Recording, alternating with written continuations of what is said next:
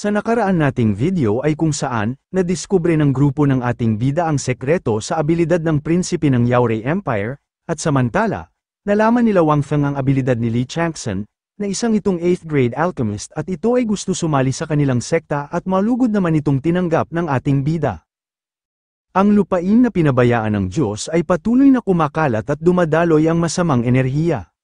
Sa ibabaw, waring walang espesyal, ngunit sa katotohanan, isa itong napakalalim na kalaliman. Si Li Qing ay pabagsak ng pababa, ang mukha niya ay nakakunot parang tumpok ng dumi ng baboy, dalawang linya ng sipon ang nakatayo. Ang ating bida tumingala kay Li Qing at sumigaw, "Sinabi mo na sa lupain na ito, ang kapangyarihan ng outer circle ay ilang beses na mas malakas kaysa sa labas, at hindi ka mamamatay, gusto mo bang hatakin ka namin?" Itinunod ni Li Qing ang ulo sa lupa, pawisan ng mukha, nang sabihin kong hatakin, ibig kong sabihin dalhin kayo, hindi ibaba sa libingan. Habang nagsasalita si Li Qing, si Fei Wu ay huminga sa kanyang kamao, at walang patumpik-tumpik, sinuntok niya ang ulo ni Li Qing, ang mukha nito'y tuluyang napaikot. Si Changxun, na nakamasid sa likod, ay napatigil nang makita si Fei Wu na sinuntok si Li Qing hanggang sa lumipad ito, lumapit siya, itinaas ang daliri, at tanong ng may pagkamangha, Senior Sister Lane, kapag lahat ay tumutulong sa pagbugbog kay Grand Senior Brother, hindi kaya masisira ang kanyang pundasyon. Lumingon si Fei Wu at malakas na sagot, si Grand Senior Brother ay may katawan ng Black Spirit Tortoise. Kapag mas pinapalo, mas lalo siyang lumalakas, hindi ko inasahan na ganyan ang kanyang espesyal na pisikal na pangangatawan, kaya pala siya naging Grand Senior Brother, wika ni Changxun. Pagkalakad ng pahigit, biglang tumigil si Fei Wu, napatingala siya, nagulat sa nakita. Ang lugar sa unahan ay kakaiba, sa harap ni Fei Wu ay 1,000 magkakadugtong na sanga. Ano yang parang koralis, habang nakadikit ang mukha ni Li Qing sa mga sanga, at sumilip ng mariin at nagwika, malinaw na nakikita ko, hindi koralis, mga ugat ito ay isang reverse growth forest. Bigla, isang malakas na pagyanig ang naganap, ang lupa ay nanginig ng tuloy-tuloy, at si Dumbo Li Qing na lumaki ang mga mata ay nahulog mula sa mga ugat. Ang pagyanig ay dulot ng mga sinag ng liwanag na mabilis na lumapit sa grupo ng ating bida. Sa oras na yon, isang kamay ang lumitaw sa isang ugat, may mga kuko ng halimaw, sumunod ay isang malinis na puting balahibo. Ang halimaw ay isang mabangis na White King Kong. Sumugod ng galit sa grupo ng ating bida, ang mga mata nito'y naglalabas ng sinag. Tiningala ng White King Kong ang grupo, bamuka ang bibig, at makikita ang mga pangit na ngipin. Kahit natakot ang mga disipulo, si Wang Feng ay nanatiling kalmado at nakapikit ang isang mata at nagwika. Ito ay mga demon beast na nahawahan, malamang nasa peak ng nobility realm, sino ang gusto lumaban? Nilinggan ni Li Qing ang iba, pawisan, at nag-isip, ang demon beast sa godforsaken land ay napakabangis. Kapag nakipaglaban, hindi titigil hanggang kamatayan, kung ako ang lalaban, hindi kaya ako maging pagkain nito, kung mahirap, lalampasan ko na lang. Kabaligtaran kay Li Qing, si Mu Yunfei ay matapang na humakbang pasulong at nagpresenta ng kanyang sarili.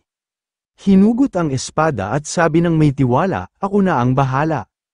Tiningnan ni Mu Yunfei ang kumikinang na talam ng espada. At habang ngumingiti ng may kumpiyansa, si Wang Feng, na nakaramdam ng kanyang aura, ay nag-thumbs up. Sige, impressive, mainam na makita kung gaano kalakas si Mu Yunfei sa ilalim ng pagsasanay ni Ziman Piaozu. Si Li Changxun, na nakamasid, ay naguluhan, iyon ay isang White King Kong, isang demon beast na sa peak ng nobility realm, bakit parang sa paningin ng Master at Senior Brother, isang maliit na hayop lang ito na kayang talunin ng basta-basta. Ang White King Kong ay binalot ang buntot nito sa isang ugat. Umiikot ng ilang beses bago sumugod kay Mu Yunfei.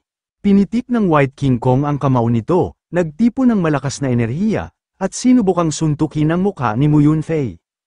Ngunit si Mu Yunfei ay hindi natakot, ngumiti ng may kumpiyansa, dinampi ang daliri sa espada, at naglabas ng makapal na spiritual na enerhiya na bumabalot sa talam. Sa susunod na sandali, itinutok niya ang espada sa paparating na kamao ng White King na nababalutan ng enerhiya. Hindi inasahan ng White King Kong ang lakas ng tama, napaluhod ito at nagtataka, ang mga mata ay namulat sa takot. Ang pressure ng Sword Chi ay tumama ng malakas, at ang White King Kong ay tumalsik at napalipad ng ilang metro, nag-iwan ng malakas na shockwaves, ang mga ugat ay nabasag at nagkapiraso-piraso, dumudugo ang kamay ng White King Kong, sumisigaw ito habang namimilipit sa sakit, pero hindi natapos doon si Mu Yunfei ay lumundag pasulang at muling nagpakawala ng Sword Chi attack, ang White King Kong ay napatigil, nang inig sa takot, habang tumitingin sa paparating na pag-atake. Hindi makayanan ang matinding pagkabigla, ang White King Kong ay mahigpit na sinarado ang kanyang dalawang kamao, sinubukan itong tipunin ng lahat ng lakas at saka sumugod ng buong tapang kay Mu Yunfei, at iniwan si Chang Sen na nakamasid mula sa malayo habang nagtataka at pawis ang mukha. Napaisip siya habang nakatingin ng may pagkamangha sa laban ni Mu Yunfei, at naisip, ganito ba kalakas ang lahat ng mga disciple ng Divine Immortal Sect? Pagkatapos ng madugo ang labanan ni Mu Yunfei, ang White King Kong ay kumapit sa isang ugat at saka nag-handstand dito, nakatitig ito kay Mu Yunfei nang may matinding galit at pangil sa ngipin, puno ng pagpatay sa kanyang tingin, sandali lang, hihinga muna ako, bulong nito. Pagkaraan ng ilang saglit, ang White King Kong ay ipinikit ang dalawang paa at nag-ipon ng lakas, saka bigla itong iniunat ang mga paa patungo kay Mu Yunfei nang may napakalakas na puwersa, at dahil dito, ang mga paa ng White King Kong ay direktang sumalpok sa Sword Chi ni Mu Yunfei. Sa isang iglap, ang espada ni Mu Yunfei ay nabasag ng maraming piraso at naglaho kasama ang kanyang Sword Chi. Nang lumingon, ang natira na lamang ay ang puluhan ng espada. Tiningnan nito ni Mu Yunfei at kalmadong sinabi sa harap ng White King Kong, puluhan na lang ang natira, ngayon, malaki ang lugi ko. Pagkatapos nito, tumingin si Mu Yunfei sa papalapit na White King Kong at ngumiti, saka itinulak at lamande sa sanga at sumugod ng mabilis. Nang malapit na siya sa White King Kong, mahigpit niyang hinawakan ang puluhan ng espada sa kanyang kamay at tinutok ito sa tiyan ng White King Kong. Sa sandaling yun, isang spiritual weapon ay unti-unting nabuo sa puluhan ng espada ni Mu Yunfei, mabilis niya itong itinulak sa tiyan ng White King Kong, na nagulat at hindi nakapaghanda, nanlaki ang mga mata nito at nakanganga sa pagkabigla. Si Chang Sen, na nasaksihan ang mga pangyayari, ay napasigaw ng may takot, hala, nakalimutan ni Mu Senior Brother na puluhan na lang ang espada niya. Samantala, ang White King Kong ay sumisigaw sa matinding sakit, bukas ang bibig at umuuga ng malakas ang buntot, ilang sandali pa, ito ay bumagsak, daladala ang puluhan ng espada ni Mu Yunfei, walang malay at dumudugo ng husto. Nang matapos ang sitwasyon, bumalik si Mu Yunfei sa grupo ng ating bida. Si Chang Sen ay itinaas ang kamay upang takpan ng bibig, nananatili sa pagkabigla sa nakita. Ano ang nangyari? Bakit ginamit ni Mu Senior Brother ang puluhan ng espada na walang talam, at napapatay pa niya ang White King Kong? Nang marinig ito, si Wang Feng ay lumingon sa kanya, bahagyang nakatikom ang isang mata at itinaas ang isang daliri para sagutin ang tanong, sinong nagsabing walang talam ang puluhan, hindi mo lang ito nakikita. Iginilid ni Mu Yunfei ang kanyang dalawang daliri at nag-channel ng spiritual energy. Biglang lumabas mula sa katawan ng White King Kong ang isang buong espada na puno ng dugo. Ano ang tinitingnan mo? Hindi nawala ang talam, nakatago lang ito, sabi ni Wang Feng. Nang masaksihan ang pangyayari, lubos na nasiyahan si Wang Feng at naisip, hindi masama, mukhang naunawaan na ni Mu Yunfei ang huwayong Sword Chi ni Elder Zeman. Sa sandaling yun, ang katawan ng White King Kong ay nagpakita ng isang stream ng spiritual weapon golden light na damaloy sa buong katawan nito.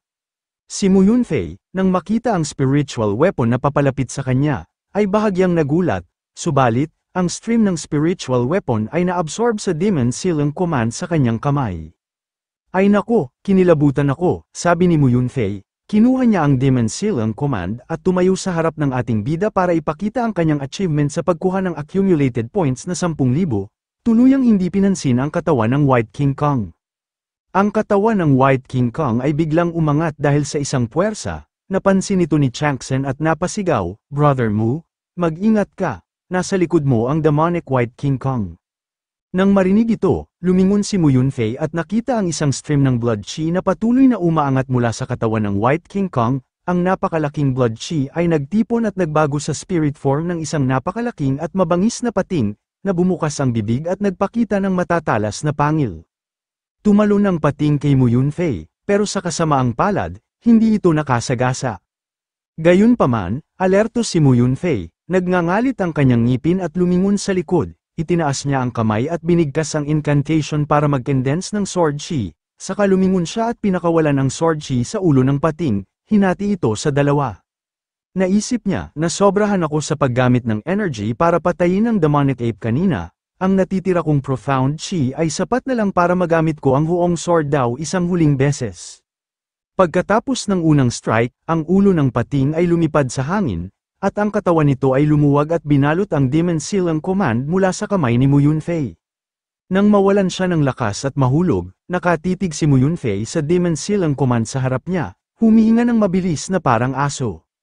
Ang malaking pating na nag-transform sa Blood Chi, hindi ito parang ordinaryong demonic beast, ang target nito ay ang Demon Seal command, bulong niya, habang siya ay distracted, ang ulo ng pating ay muling kumonekta sa katawan nito, saka muling bumukas ang bibig ng pating at sumugod kay Mu Yunfei, nasa bingit na siya ng kamatayan, pero nagngangalit pa rin siya sa ngipin at naisip, mukhang ang kalaban ko ngayon ay isa pang henyo. Halos sumaklab ang panga ng pating kay Mu Yunfei, pero nakaupo lang siya roon. Hawak ang kanyang tiyan, pagkatapos ng ilang sandali, isang punit-punit na damit ang napunit, kasabay ng pagtalsik ng maliwanag na pulang dugo, pero hindi ito dugo ni Mu Yunfei, kundi ni Changsen. Si Changsen, walang pag-aatubiling isinugod ang sariling buhay, ay yamakap kay Mu Yunfei at hinila siya palayo sa bibig ng pating, sa proseso, nasugatan siya at malalim ang kagat na umabot sa kanyang gulugod, nagdulot ng matinding sakit habang nagngangalit ang kanyang ngipin at mahigpit na nakatikom ang mga mata. Pagkatapos ng pag-atake, masayang sumisid ang pating sa lupa, sa sandaling yun, sa ibabaw ng katawan ng demonic White King Kong, lumitaw ang isang talisman na may nagliliyab na pulang aura, lalo pang nakakagulat, sa susunod na sandali, tatlong maskaradong kabataang lalaki na hindi kilala ang pinagmulan ay sumulpot mula sa ilalim ng lupa. Isang lalaki, habang sumisipot, ay sinipal ng malakas ang demonic White King Kong at pinunit ang talisman mula sa katawan nito. Saka titigan niya ang blood chi sa kanyang palad at nagsabi, swerte ko talaga, nagsisimula pa lang ang laban, napatay na ng blood wave shark ko ang dalawang kalaban mula sa nobility realm. Nakaupo sa tabi, narinig ito ni Changsen at unti-unting naunawaan ang nangyayari, naisip niya, gamit ang blood control talisman para manipulahin ang dugo ng mga buhay na nilalang, at tayo'y inatake gamit ang espesyalisadong talisman na yun, tanging ang prodigy ng Kanghai sect na si Feng Mo ang may kakayahang gumawa nito. Sa isip ni Changsen, si Feng Mo ang leader ng tatlong kabataang lalaki. Itinaas ni Feng Mo ang kamay at hinawakan ang baba habang nakatingin sa harap at nagpahayag, hindi ko inasahan na nandito rin si Fairy Changsen, senior sister ng Tianjin sect, sayang, naibigay ko pa sa blood wave shark ko. Mahigpit na hinawakan ni Changsen ang sugat sa kanyang balikat at nagsalita ng pilit, Feng Mo, ikaw ang pinakamagaling na prodigy ng malaking sect ng Kanghai sect sa Radiant Empire, at gagawa ka pa ng mga kaiyahiyang bagay habang nasa panganib ang iba.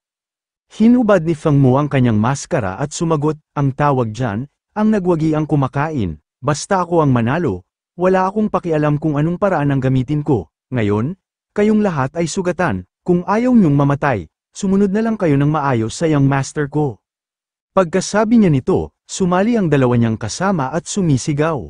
Hahaha, biyaya pa kay Fairy Changsen na mapansin ni Feng Senior Brother. Tama, si Feng Senior Brother ang pinakamagaling sa Kanghai sect, hindi hamak ang katayuan niya, mas mabuting sumunod ka na lang at iwasan ang sakit. Narinig ito ni Ling Feiwu at Dumbo Li Qing, at labis ang galit nila, sumugod sila, pero itinaas ni Wang Feng ang mga bisig para hadlangan sila, na ikinagulat nilang dalawa. Nagdilim ang mukha ni Changsen at nanatiling tahimik. Pagkatapos ng mahabang sandali, tumingala siya at nagsabi, kung gusto mo akong paglingkuran ka, Junior Brother Feng, pagalingin ko muna ang mga sugat ko. Narinig ito ni Feng Mo, tiningnan niya ang alalay at inutusan, bigyan ng healing pill si Senior Sister Changsen. Pagkasabi niya nito, tumanggi si Changsen, hindi ko kailangan yan, tumayo siya, naglabas ng isang gourd, at nagpahayag, may mas maganda akong dala. Pagkatapos magsalita, ibinuhos niya ang isang Thunder Pearl mula sa gourd, lumaki ito ng lumaki, napalibutan ng kumikidlat na liwanag na nagpailaw sa kanyang mukha, saka ginamit niya ang lightning technique, itinuro ang gourd sa Thunder Pearl, at nagpakawala ng malakas na kidlat patungo kay Feng Mo. Nang inig si Feng Mo sa ginaw at pawis, sa sandaling yun, lubusan siyang napasakop sa malakas na kidlat ni Changsen, na ikinagalaw ng kanyang katawan. Ang dalawang alalay, nakita ito, ay natakot at pinagpawisan. Senior Brother Feng, ayos ka lang. Si Feng Mo, habang papalapit ang kidlat, ay nagpahayag ng matapang, isang maliit na kidlat lang, masasaktan ba ako nito? Nang marinig ang kanyang salita, agad na sumigaw ang dalawang alalay. Ang galing, tunay na top prodigy ng Kanghai Sect. Sa ilalim ng nakasisilaw na liwanag, itinaas ni Feng Mo ang dalawang kamay sa harap niya. Pagkatapos ng ilang sandali, ginamit niya ang Shifting Mountain and Turning Seas Palm at sinaksak sa dibdib ng kasama sa tabi niya, na ikinamatay nito dahil sa kidlat. Feng Mo Senior Brother, bakit? Tugon ng kanyang kasama. Hinubad ni Feng Mo ang maskara at nagpakita ng kakaibang ngiti. Isa ka lang ordinaryong disciple ng Kanghai Sect, ang pagtanggap ng kidlat para sa top prodigy na kagaya ko ay isang makabuluhang kamatayan. Kaya, kinain ng alalay ang parusa, ang kanyang kataway na punit sa ilalim ng malakas na kidlat. Nang masaksihan nito ni Changsen siya ay nandidiri, hindi ko inasahan na gagamitin mo pa ang sarili mong tao para lang makaligtas.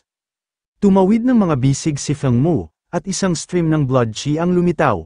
Hamph, kung alam mo lang ang lugar mo, hindi siya namatay, ikaw ang nagpilit sa akin na maging walang awa sa'yo.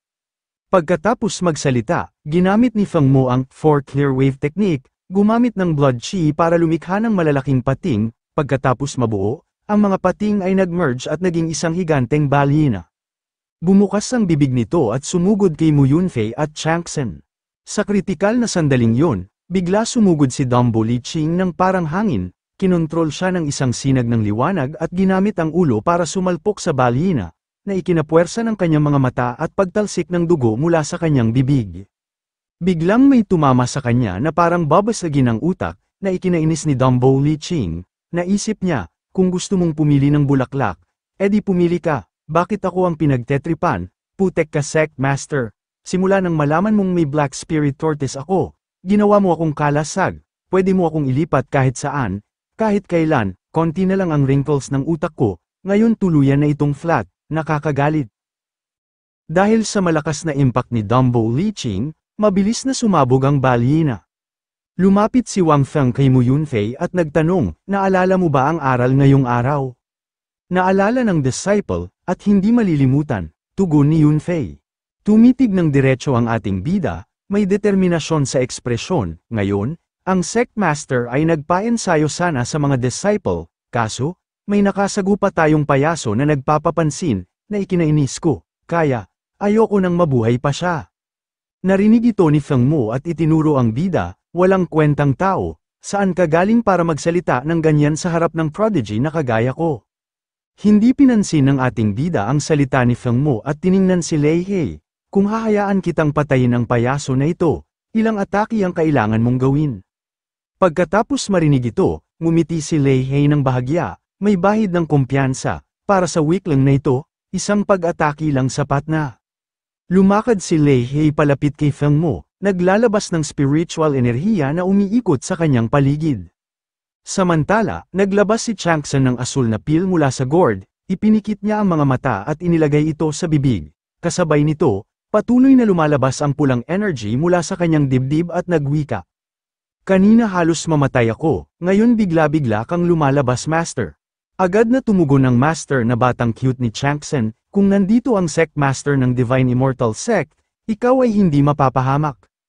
Tiningnan siya ng batang cute na Master at nagkomento, plus ang pil ko, kahit na masugatan ka, mabilis kang gagaling, lumabas lang ako para makita ang nangyayari. Si Lei He, ang senior brother mo, paano niya haharapin ang prodigy ng Kanghai Sect sa iisang sword strike? Tumingin si Feng Mo kay Lei He, nang makita ang espada nito at ang spiritual weapon na kumikislap, nang iwi siya, Hamp, hindi ko inasahan na ang walang kwentang taong ito ay magsasabing kaya niya akong talunin sa isang sword strike lang. Gumamit siya ng matalas na tingin, kumikinang ang mga mata habang nakatingin kay Lei He at malakas na nagsalita, gusto mong mamatay, i-grant ko ang wish mo. Pagkatapos magsalita, ginamit muli ni Feng Mo ang Clear 5 Clear Waves Technique, nagtipon ng blood chi para bumuo ng 12-dosenang malulupit na pating na may matatalas na ngipin.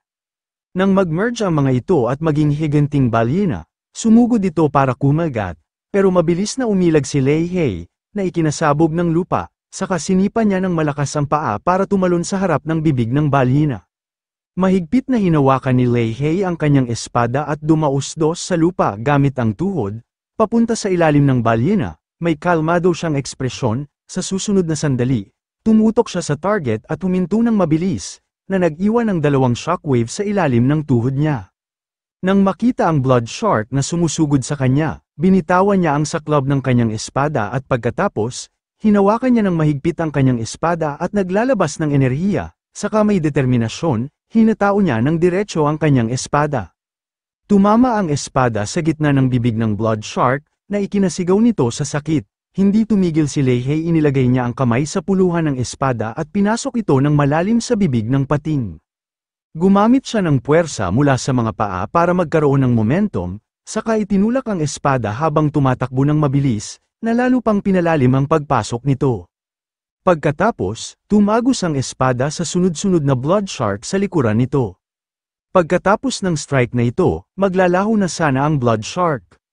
Samantala sa di kalayuan, nakatayo ang cute na master ni Chang'sen sa tabi niya, hinawakan ng baba at nagmasid. Alam ng batang ta ang Clear Wave 5 moves, isang teknik na mas malakas kaysa sa nauna. Sinadya niyang gamitin ang Clear Wave 3rd at 4th moves para kontrahin ang pinakamalakas na 5th move.